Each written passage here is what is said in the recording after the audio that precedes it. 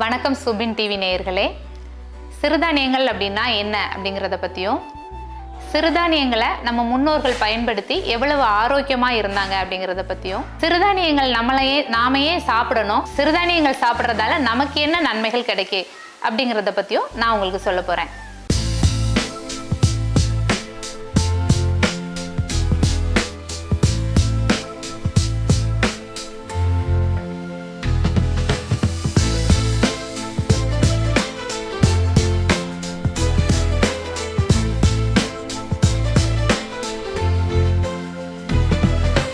சிறுதானியங்கள் நம்ம ஏன் சாப்பிடணும் அப்படின்னு சொல்லி பார்த்தோம் அப்படின்னா, நம்ம இப்போது எடுத்துக்கிற இந்த உணவுக்கும் சிறுதானியத்துக்கும் என்ன வித்தியாசம் அப்படின்னு சொல்லி பார்த்தோம் அப்படின்னா, நமக்கு 2 பெரிய நன்மைகள் இருக்குது. ஒன்று சிறுதானியங்கள் சாப்பிட்றதால மண்ணுக்கு நல்லது, விளைய வைக்க சரி. சிறுதானியத்தை பொறுத்தளவு 2 நன்மைகள் உண்டு. ஒன்று, சிறுதானியத்தை நம்ம பயிர் செய்கிறதால மண்ணுக்கு நல்லது. இன்னொன்று சிறுதானியத்தை நம்ம சாப்பிட்றது நம்ம மனுஷங்களுக்கு நல்லது. ஸோ இது மண்ணுக்கு எந்த விதத்தில் ஆரோக்கியமானதாக அமையுது அப்படின்னு சொல்லி பார்த்தோம் அப்படின்னா, இப்போ நம்ம 1 கிலோ நெல் விளைவிக்கிறதுக்கு பல லிட்டர் தண்ணி நமக்கு தேவைப்படும். ஆனால் சிறுதானியங்கள் 1 கிலோ விளைய வைக்கிறதுக்கு நமக்கு அதில் 100ல் 1 பங்கு போதுமானது தான். சிறுதானியங்களை பொறுத்தளவு பார்த்திங்க அப்படின்னா, தண்ணியை ஸ்ப்ரே பண்ணோம்ல, மண்ணில் இருக்கிற அந்த ஈரப்பதத்திலே அது வளர்கிற தன்மை உள்ளது.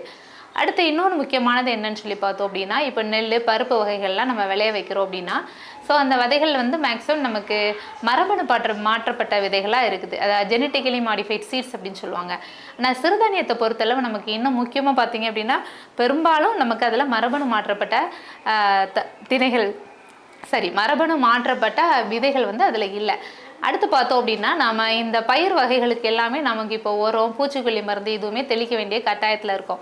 ஸோ மண்ணில் நம்ம ஒரு அளவுக்கு மேலே பூச்சிக்கொல்லி மருந்துகள் இதெல்லாம் தெளிக்கிறதால, உரங்கள் எல்லாம் போடுறதால மண்ணோட தன்மை சுத்தமாக மாறுபடுது. அடுத்து அதில் ஒரு உயிர் வாழ்கிறதுக்கான தன்மையை மண் இழக்குது.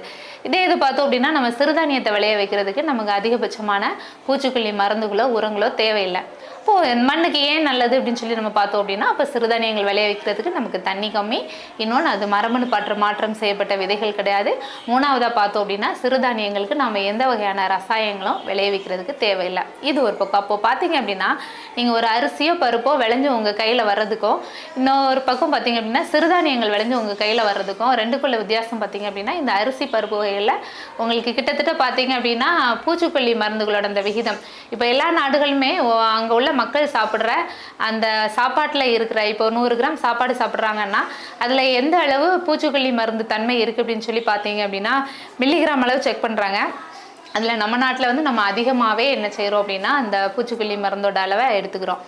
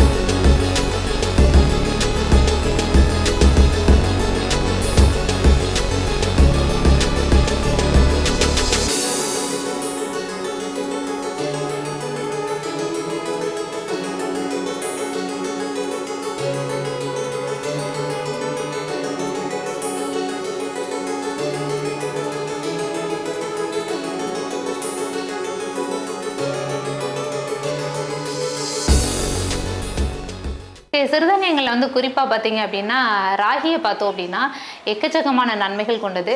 அதை என்ன சொல்லுவாங்க அப்படின்னா, தாய்ப்பாலுக்கு அடுத்து உள்ள ஒரு சிறந்த உணவு ராகியை தான் சொல்லுவாங்க.